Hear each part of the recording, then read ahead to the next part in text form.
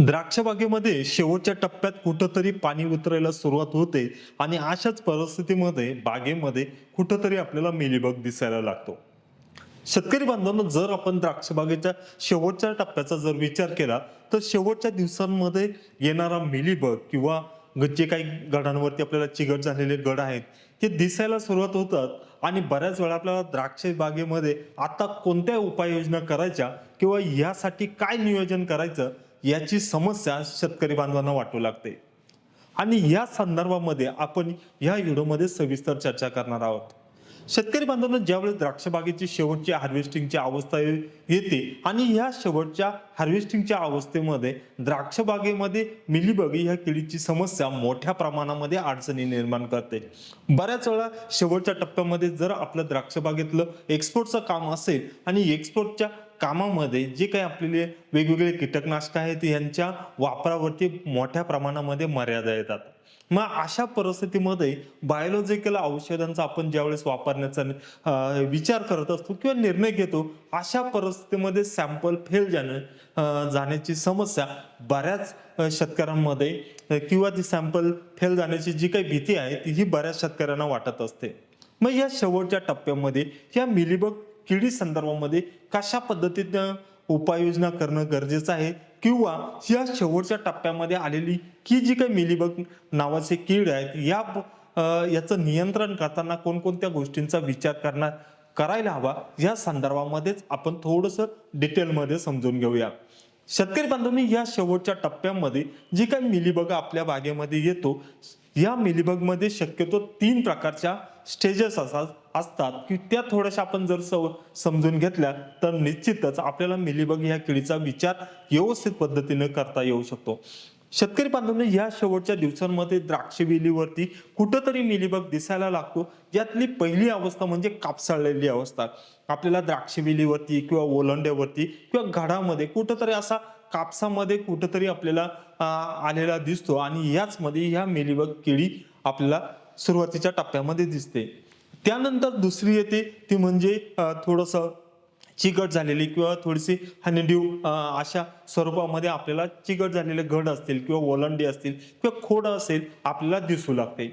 आणि त्यानंतर तिसऱ्या प्रकारची जी अवस्था असते ती म्हणजे घडावरती काळ्या प्रकारची आलेली जी काही बुरशी आहेत या स्वरूपामध्ये आपल्याला दिसायला सुरुवात होते. शेतकरी बांधवांनो, जर ह्या शेवटच्या टप्प्यामध्ये मिलीबग ह्या किडीकडे जर आपण व्यवस्थित सुरुवातीपासून निरीक्षण जर केलं तर आपल्याला निश्चितच मिलीबग ही कीड कंट्रोल करण्यामध्ये त्याचा फायदा होतो. पण बऱ्याच वेळा द्राक्ष बागेमध्ये जी काही चिकट अवस्था असते किंवा घडावरती आलेले काळ्या प्रकारची बुरशी आहेत किंवा जे काही खोड थोडेसे ओले झालेले असतात, यामध्ये शेवटच्या टप्प्यामध्ये मिलीबग कंट्रोल करणं थोडंसं अवघड होऊन जात असतं.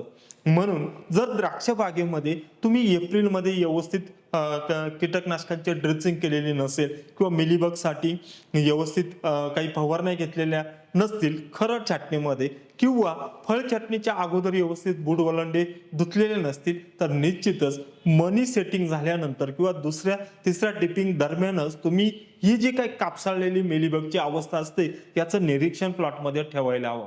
जर अशा प्रकारची लक्षणं तुम्हाला द्राक्ष बागेमध्ये दिसत असतील तेव्हापासूनच जर तुम्ही थोडंसं प्रिव्हेंटिव्ह मिलीबगच्या नियंत्रणासाठी जर फवारणे असतील किंवा बुडवलांडे धुणं असेल यासारख्या गोष्टी केल्या तर पुढे जाऊन तुम्हाला मिलीबगची तितकीशी समस्या येणार नाही.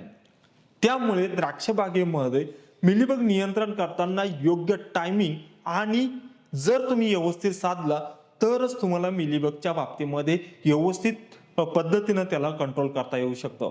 पण बऱ्याच वेळा योग्य वेळ साधूनही आपल्याला जर जी काही तुम्ही फवारणी घेतात ती जर फवारणी व्यवस्थित योग्य पद्धतीने घेतली नाही तर तरी सुद्धा तुम्हाला मिलीबग व्यवस्थित कंट्रोल झालेला दिसणार नाही. यामुळे या शेवटच्या टप्प्यामध्ये जर द्राक्ष बागेमध्ये जर मिलीबग दिसत असेल तर या परिस्थितीमध्ये जे काही झाडावरती वरती जाणाऱ्या मुंग्या वगैरे असतात या पहिल्यांदा तुम्ही कंट्रोल करून घेणं गरजेचं आहे. यासाठी बरेच शेतकरी झाडाला चिकट टेप लावणं असेल किंवा बरेच इतर ज्या काही प्रॅक्टिसेस बरेच करत असतात.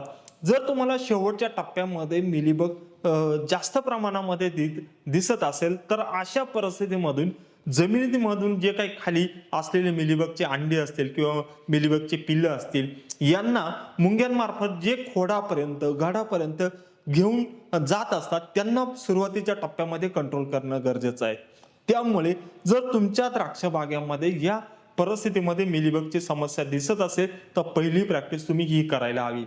त्यामुळे बऱ्याच वेळा जर जास्त प्रमाणामध्ये द्राक्ष बागेमध्ये मिलीबग जर आला असेल तर अशा परिस्थितीमध्ये बरेच शेतकरी जास्त फवारणी करतात आणि जास्त प्रमाणामध्ये कीटकनाशकांची फवारणी आपल्या बागेवरती करतात. कारण बऱ्याच वेळा मिलीबग जर तो तुमचा घडामध्ये असेल तर त्या घडामध्ये तिथपर्यंत औषध पोहोचणं गरजेचं असतं आणि त्यासाठी जास्त फवारणी करून किंवा जास्त डोस घेऊन तो मिलीबग पर्यंत औषध पोहोचण्याचा तुम्ही प्रयत्न करता. पण बऱ्याच वेळा त्यामुळे झाडाचे जे काही लस्टर असेल किंवा जी काही किपिंग क्वालिटी आहे ती मोठ्या प्रमाणामध्ये खराब झालेली आपल्याला दिसते. म्हणून या गोष्टीची सुद्धा तुम्ही फवारणी करताना तुम्ही काळजी करायला हवी. शेतकरी बांधवांनो, मिलीबग पर्यंत औषधी व्यवस्थित पोहोचणं हे गरजेचंच आहे. पण ते करताना ह्या ज्या काही 2 ते 3 गोष्टी मी तुमच्या या माध्यमातून तुम्हाला जे सांगतोय त्याचा तुम्ही नक्की विचार करा. त्यानंतर दुसरा एक गोष्ट महत्वाची ठरते ती म्हणजे तुमची हॉटस्पॉट मॅनेजमेंट. म्हणजे द्राक्षवेलीमध्ये जे काही तुमचं 1 एकर 2 एकर क्षेत्र असेल, या क्षेत्रामध्ये ज्या झाडांवरती मिलीबग आलेला आहे त्याच झाडांना जर व्यवस्थित कीटकनाशकांनी व्यवस्थित धुवून घेतलं तर तुम्हाला मिलीबग कंट्रोल करता येऊ शकतो. त्यानंतर एखादं बाकीच्या तुम्ही पूर्ण प्लॉटमध्ये जे मिलीबगच्या ज्या काही अवस्था आहेत यानुसार तुमच्या अनुभवानुसार जे काही एखादं खूप चांगल्या पद्धतीचं बायोलॉजिकलचं एखादं प्रोडक्ट असेल त्याची तुम्ही फवारणी घेऊ शकता. पण ज्या झाडांवरती मिलीबग आहे त्यांना जर व्यवस्थित तुम्ही कीटकनाशकाने धुवून घेतलं आणि तिथं जर प्रत्येक झाडाचा मिलीबग कंट्रोल करण्याचा प्रयत्न केला तो चांगल्या पद्धतीचा फायदा ठरू शकतो. बऱ्याच वेळा बरेच शेतकरी या शेवटच्या टप्प्यामध्ये अपलोड नीम असेल किंवा अपलोड कराटे असेल यासारख्या कीटकनाशकांचा वापर करून हे झाडं जर व्यवस्थित धुवून घेतले त्याचा तुम्हाला चांगल्या पद्धतीचा फायदा होऊ शकतो. बऱ्याच वेळा नंतर पुढे जाऊन जे काही आपले जैविक बुरशीनाशक आहेत ज्यामध्ये त्यांचाही वापर काही शेतकरी शेवटच्या बिवेरिया असेल की यांचा वापर शेवटच्या टप्प्यामध्ये तुम्ही मिलीबग कंट्रोल करण्यामध्ये करू शकता. पण तुमची द्राक्ष बाग जर एक्सपोर्ट करण्यासाठी असेल किंवा एक्सपोर्टसाठी तुम्ही तो द्राक्ष प्लॉट ठेवलेला असेल तर अशा परिस्थितीमध्ये बरेच कीटकनाशक जे आपण मिलीबगसाठी आता द्राक्ष इंडस्ट्रीमध्ये वापरत आहोत यांचा तितकासा आपल्याला एक 70-80 दिवसानंतर शक्यतो वापरता येत नाही. त्यामुळे तुम्हाला जैविक असेल किंवा बायोलॉजिकलच एखाद्या चांगल्या कीटकनाशकाचा तुम्हाला शेवटच्या टप्प्यामध्ये वापर करता येऊ शकतो. पण मिलीबग जर तुमच्या द्राक्ष बागेवरती दिसत असेल तर ह्या ज्या काही मी 5-6 पॉइंट तुम्हाला या व्हिडिओमधून सांगितले त्याचा तुम्ही जरूर विचार करावा आणि येत्या काळामध्ये तुमच्या द्राक्ष बागेमध्ये मिलीबग येऊ नये यासाठी या व्हिडिओचा तुम्हाला नक्की फायदा होऊ शकतो. शेतकरी बांधवांनो, या व्हिडिओमध्ये मी येथेच थांबतो. व्हिडिओ आवडला असेल तर लाईक जरूर करा आणि चॅनलवरती पहिल्यांदा आला असेल तर चॅनल जरूर सबस्क्राईब करा. नमस्कार.